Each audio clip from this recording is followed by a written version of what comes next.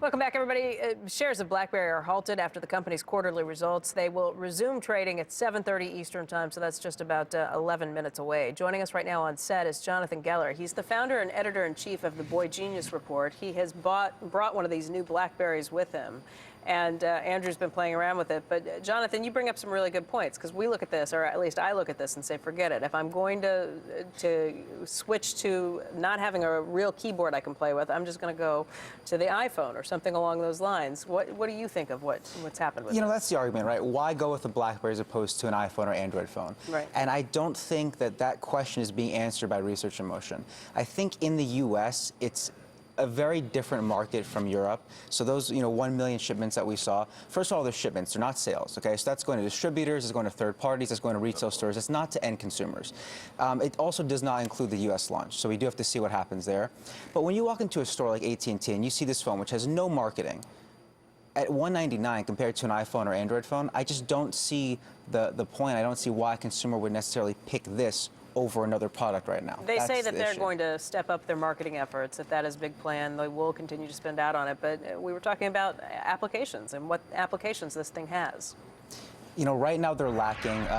You're able to get some Android applications, which is a saving grace for Research in Motion. So developers can port their Android apps to BlackBerry, which does save some of the hassle of making a new one. But at this point, I think a lot of developers, even for like Microsoft's Windows Phone, they're waiting and seeing what happens. It's not worth, putting their time in and developing apps for this platform, I think, right now. Because the only way those guys get paid is if their apps get used again and again and again. Exactly. And they just don't know whether there's going to be a market there for them. Yeah, and especially, like you said, for volume, you're not going to make money on a free app, that's for sure. So, paid apps really don't do well besides Apple's platform in general. So I think that's another hiccup for BlackBerry. Can I just be nice to BlackBerry for 1 second? I'm playing with the keyboard on this thing right now. Keyboard's amazing. It's not a real keyboard. It's a virtual keyboard.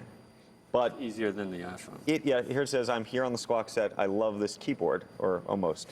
But I didn't screw it up. And I wish we could show what's going on.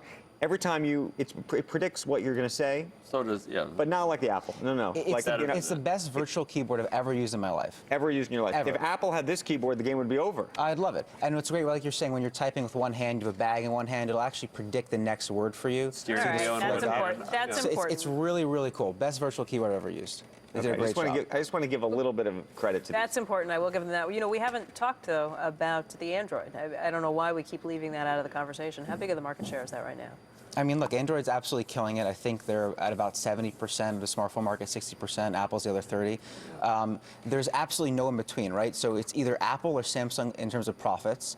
Every other company right now is actually losing money. HTC, Motorola, LG, they're all losing money. So you actually have Apple and Samsung have over 100% of the market share in terms of profit because everyone else is losing so much money. So it's really a two-horse game. As much money as Microsoft is spending on Windows Phone, billions of dollars, and a much better ecosystem than BlackBerry. They just have a better ecosystem, better thought process in terms of how they did it, works with all their Microsoft enterprise suites, all that stuff.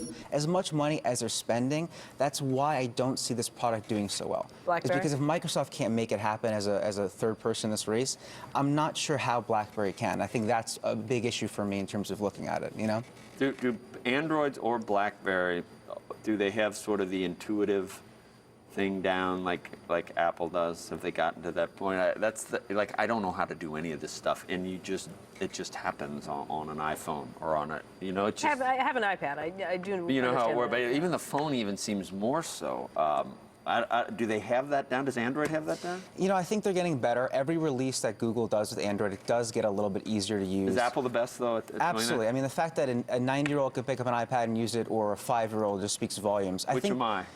Somewhere in between. Yeah, my 2.5-year-olds. Yeah. Use it. I mean, it's right. scary. But see, that's kind of the argument now about why Apple's maybe losing their cool, right? People are saying, well, this product is so just bland now because anyone can use it, and they want something a little bit more interesting. I don't want to belong. But at the same time, it's like, why would you mess up an interface that works so well? Right. But pretty intuitive. Jonathan, thank you very much. We appreciate your coming in. And by the way, BlackBerry shares should reopen in about 6.5 minutes. Okay, coming up, Forbes crowns the most valuable team in baseball just in time for opening day. And then, as the first quarter comes to a close, we're going to tell you what you need to be watching in Washington in the next 3 months. So stay tuned for that and a lot more.